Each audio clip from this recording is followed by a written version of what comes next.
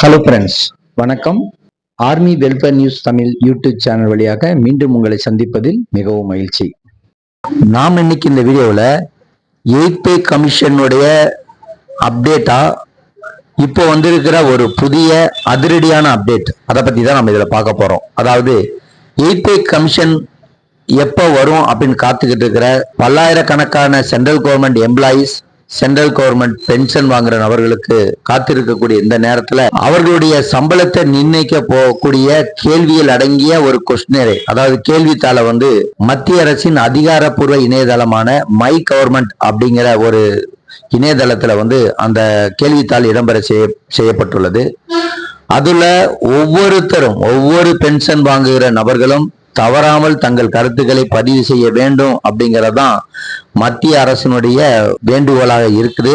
ஏன்னா உங்களுடைய கருத்துக்கள் எந்த வகையில இருக்கு அப்படிங்கறத ஒரு அனலைஸ் பண்ணிட்டு தான் உங்களுடைய சம்பளத்தை தீர்மானிக்க போறோம் அப்படின்னு சொல்லப்பட்டிருக்குது. அப்படி இந்த மை கவர்மெண்ட் தளத்துல கருத்து கணிப்பு அப்படிங்கிற பேர்ல என்ன நடக்குது? இப்போ இதுல கருத்துக்களை பதிவு செய்யப்படுவதற்கு மார்ச் 30 தான் 2026 வரை தான் கால வரையை செய்யப்பட்டிருந்தது. இப்பொழுது 30 ஏப்ரல் 2026 வரைக்கும் கால அவகாசம் நீட்டிக்கப்பட்டுள்ளது. ஏன், அதனால யாருக்கு என்ன லாபம் அப்படிங்கிற கம்ப்ளீட் டீடைல்ஸை நாம இன்னைக்கு இந்த வீடியோல பார்க்கலாம்.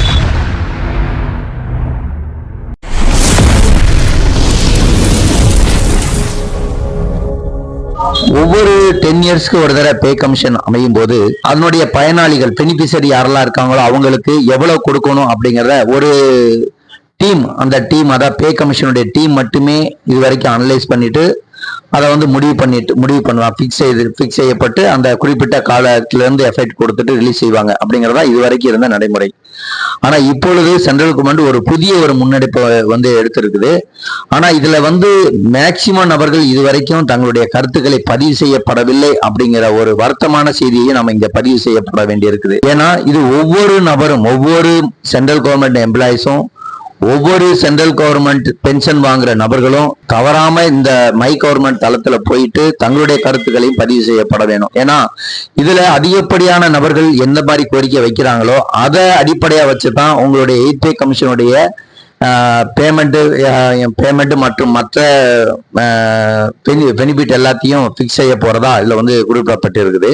அதுக்காகத்தான் பிரத்யேகமாக மை கவர்மெண்ட் அப்படின்னு ஒரு அதிகாரப்பூர்வ இணையதளத்துல அந்த கொஸ்டினரி அப்படின்னு சொல்லக்கூடிய கேள்வித்தாளை இடம் செய்யப்பட்டிருக்குது.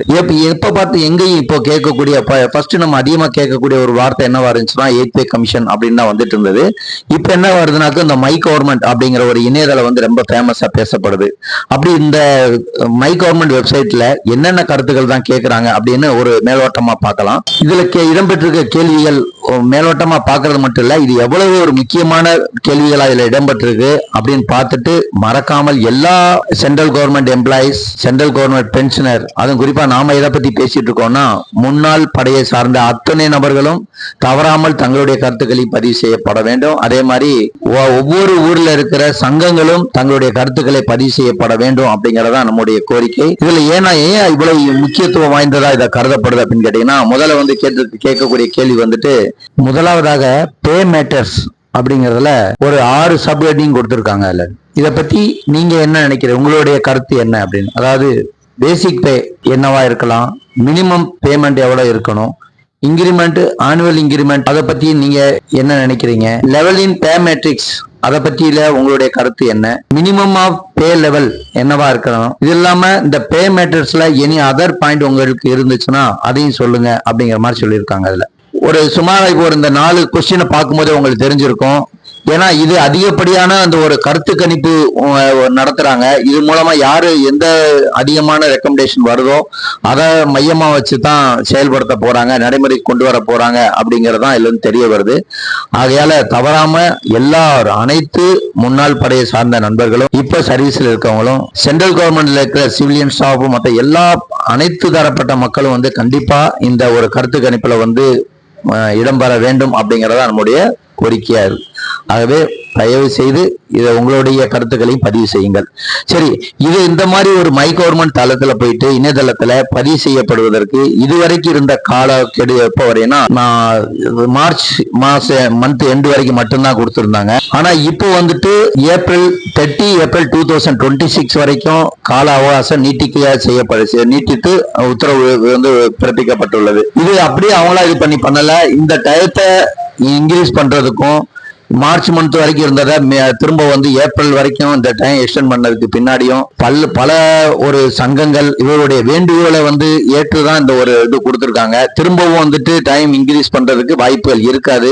ஆகவே இந்த ஒரு வாய்ப்பை இதுவரைக்கும் யாரெல்லாம் வந்து தங்களுடைய கருத்துக்களை பதிவு செய்யப்படவில்லையோ அவர்கள் மறக்காமல் இந்த ஒரு இணையதளத்துல போய் தங்களுடைய கருத்துக்களையும் பதிவு செய்ய வேண்டும் அப்படின்னு சொல்லி தான் கேட்டுக்கிறோம். அதுல சரி, இந்த மாதிரி ஏன் இந்த மாதிரி நீட்டிச்சாங்க அப்படின்னு கேட்டீங்கன்னா, ஒரு துல்லியமான அறிக்கை, விலைவாசியினுடைய உயர்வு மற்றும் பணவீக்கத்தை கணக்கிட்டு ஒரு வலுவான கோரிக்கை மனுவை மெமரண்டம் தயாரிக்க சங்கங்களுக்கு கூடுதல் நேரம் தேவைப்படுது.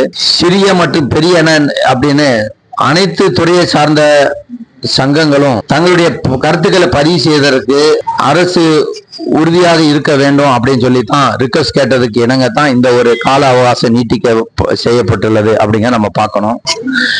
ஏப்ரல் 30 வரைக்கும் இந்த மாதிரி கருத்து கேட்டதுக்கு அப்புறம் மே அல்லது ஜூன் மாதத்தில் இந்த கருத்து கணிப்பு எல்லாத்தையும் கருத்துக்கள் யார் எத்தனை நபர்கள் இதுல வந்து இடம்பெற்றிருந்தாங்க, என்ன கருத்துக்களை சொல்லியிருக்காங்க அப்படிங்கிற முழு தகவல்களையும் இந்த 8 டீம் ஆனது முழுமையான பரிந்துரையை அனலைஸ் பண்ணிட்டு கவர்மெண்ட்டுக்கு அதிகாரப்பூர்வமாக அறிவிக்கப்படும் அப்படின்னு தான் எதிர்பார்க்கப்படுது. இந்த மாதிரி கால அவகாசம் வந்து நீட்டிக்கப்பட்டதுனால ஊழியர்களுக்கு என்ன லாபம் அப்படின்னு பார்க்கலாம். இந்த கால அவகாச நீட்டிப்பு என்பது ஊழியர்களுக்கு கிடைத்த ஒரு நல்ல வாய்ப்பு.